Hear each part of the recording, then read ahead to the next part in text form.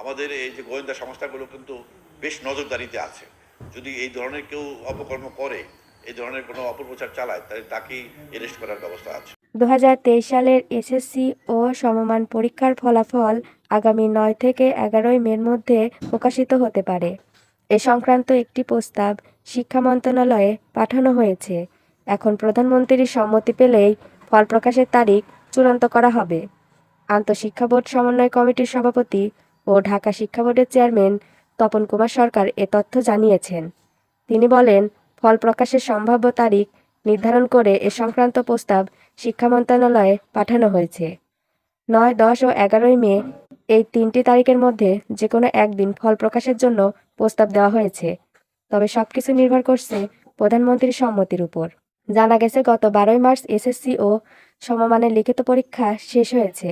সেই হিসেবে 12 মের মধ্যে এসএসসির ফল প্রকাশ করা হতে পারে। ইতিমধ্যে পরীক্ষকরা খাতা মূল্যায়ন শেষ হয়েছে। ফল তৈরির কাজও প্রায় শেষ। এসএসসি ও এইচএসসির মতো পাবলিক পরীক্ষার ফলাফল প্রকাশের জন্য 3 দিনের সম্ভাব্য তারিখ ঠিক করে শিক্ষা মন্ত্রণালয়ে প্রস্তাব পাঠায় আন্তঃশিক্ষা বোর্ড সমন্বয় কমিটি। এরপর শিক্ষা মন্ত্রণালয় প্রধানমন্ত্রীর কার্যালয়ের সঙ্গে পরামর্শ করে ফলাফল প্রকাশের তারিখ চূড়ান্ত করে। কারণ এসব পরীক্ষার ফলাফল প্রকাশের কার্যক্রম প্রধানমন্ত্রী উদ্বোধন করেন। ফলে তিনি যেদিন সময় দিতে পারেন সেদিনই ফলাফল প্রকাশ করা হয়।